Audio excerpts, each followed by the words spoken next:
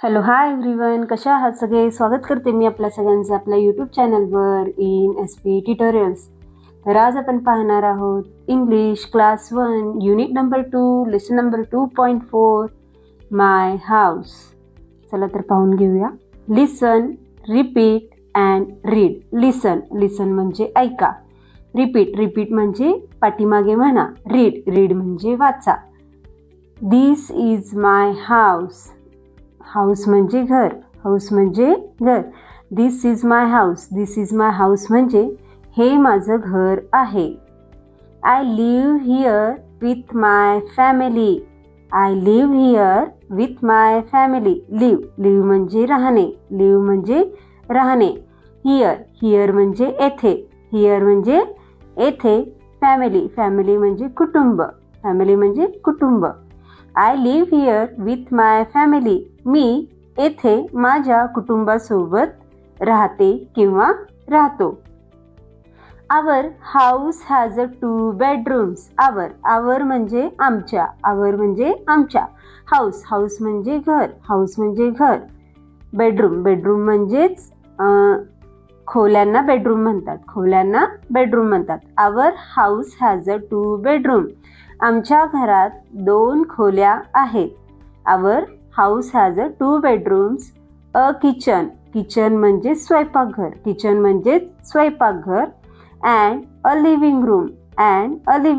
Living room म्हणजेच बैठक खोली. हॉलला आपण लिव्हिंग रूम असे म्हणतो. तर याचं मिनिंग होईल our house has 2 bedrooms, a kitchen and a living room. आमच्या घरात 2 बेडरूम्स, एक किचन आणि एक लिव्हिंग रूम आहे. नेक्स्ट वन आहे we cook food in the kitchen. Cook म्हणजेच स्वयंपाक बनवणे. कुक म्हणजेच काय? स्वयंपाक करणे. फूड म्हणजेच अन्न. किचन म्हणजेच काय? स्वयंपाकघर. We cook food in the kitchen. आम्ही स्वयंपाकघरात स्वयंपाक बनवतो किंवा जेवण बनवतो. नेक्स्ट वन आहे we watch TV in the living room. Watch म्हणजे पाहणे किंवा बघणे. टीव्ही म्हणजेच टेलिव्हिजन. इन लिव्हिंग रूम म्हणजेच हॉल किंवा बैठक खोली असं म्हणतात. तर आम्ही लिव्हिंग रूम मध्ये TV बघतो किंवा पाहतो. There is a small garden in front of our house. Small म्हणजे लहान. गार्डन म्हणजे बाग किंवा बगीचा. इन फ्रंट म्हणजे समोर.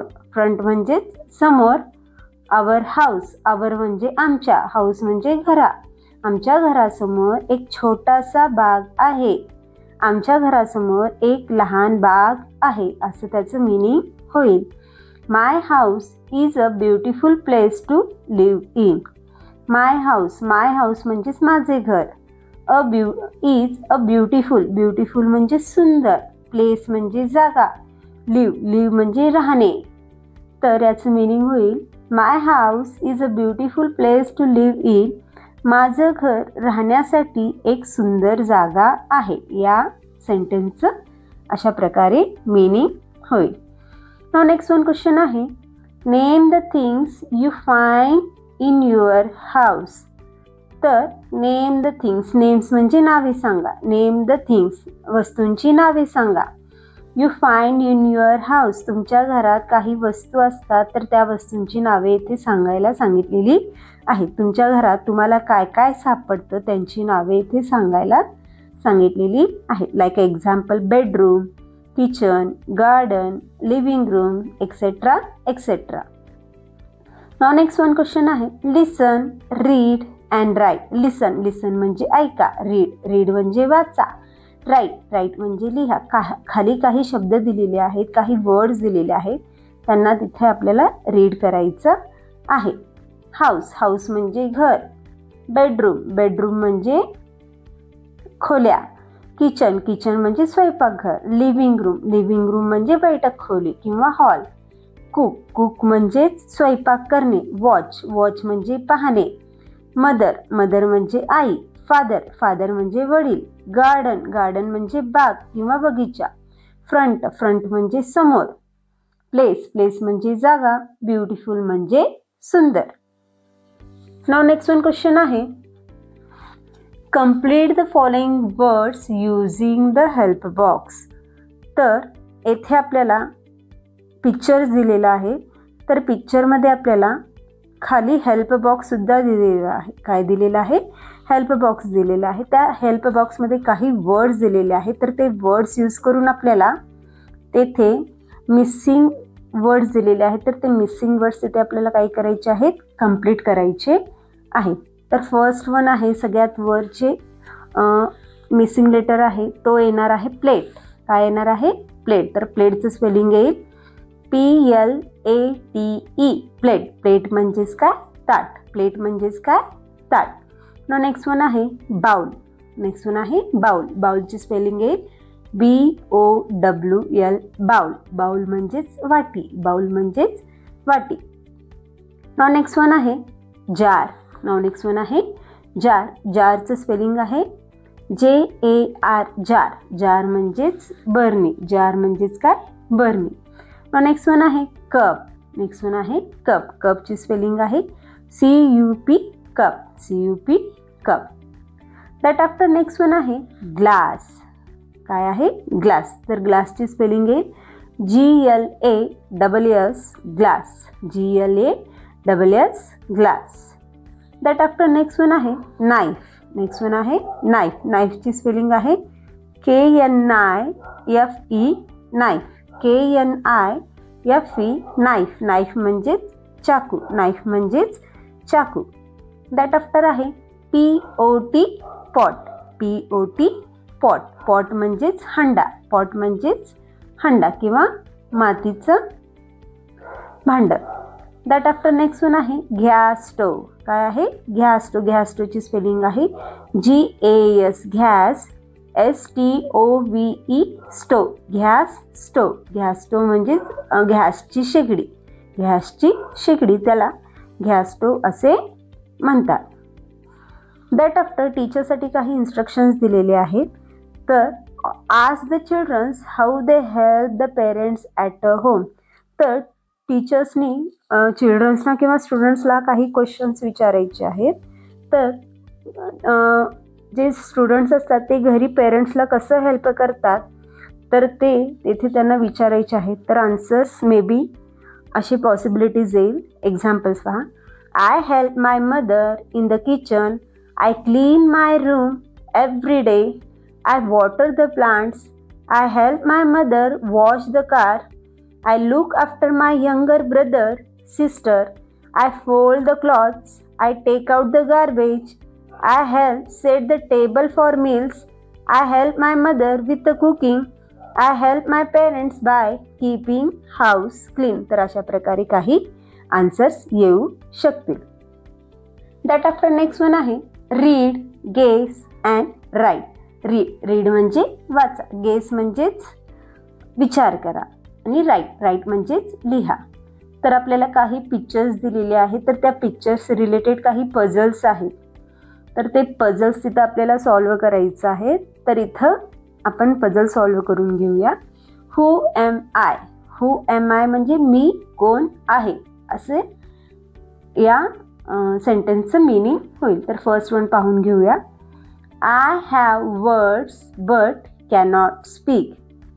माझ्याकडे वर्ड्स आहेत, माझ्याकडे शब्द आहेत, पण मी बोलू शकत नाही. असं कोण असणार आहे?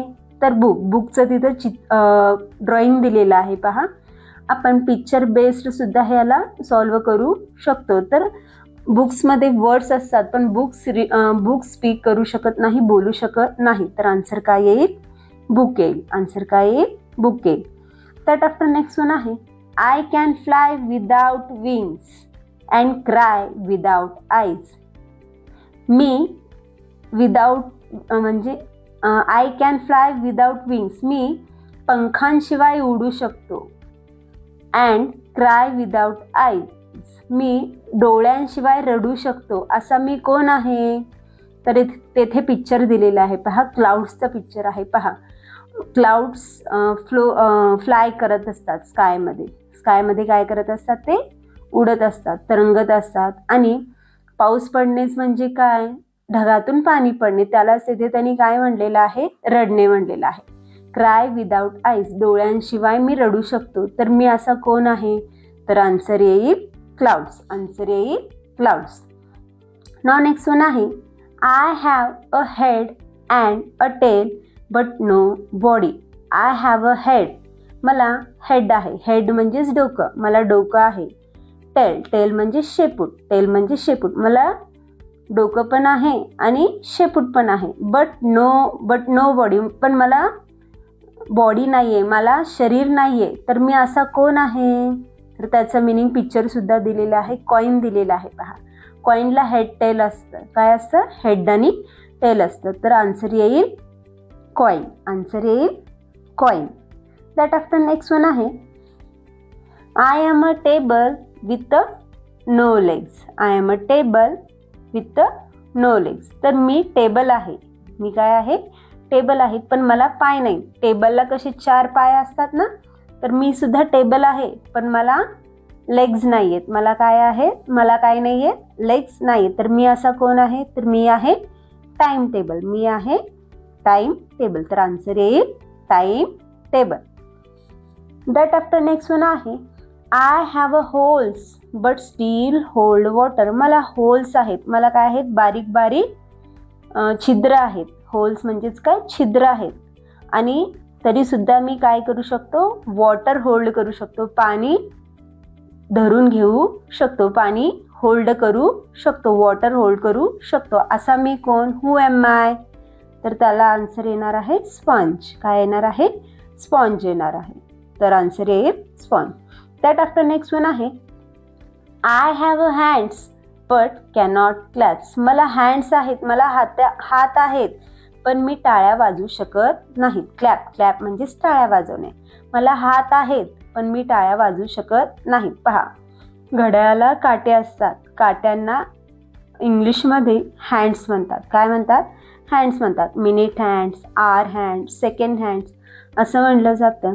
तर याचं मिनिंग होईल I have a hands but cannot clap. मला हँड्स आहेत, पण मी टाळ्या वाजवू शकत नाही. तर मी असा कोण, हू एम आय, तर आन्सर येईल क्लॉक. तर आन्सर येईल क्लॉक. तर अशा प्रकारे हे पझल्स आपण सॉल्व्ह करू शकतो. नाव नेक्स्ट वन क्वेश्चन आहे make a sentence from the words given in the answer strip. आपल्याला खाली आन्सर स्ट्रीप दिलेले आहेत ऑलरेडी पझल्सचे. Book, cloud, coin, time table, sponge, clock म्हणजे उलटं दिलेलं आहे. तर त्या स्ट्रीपमधले वर्ड्स यूज करून आपल्याला सेंटेन्स प्रिपेअर करायचे. काय करायचे आहेत, सेंटेन्स प्रिपेअर करायचे आहेत. चला तर पाहून घेऊया. बुक, बुकचं सेंटेन्स काय होईल पहा. I like to read a story book before sleeping.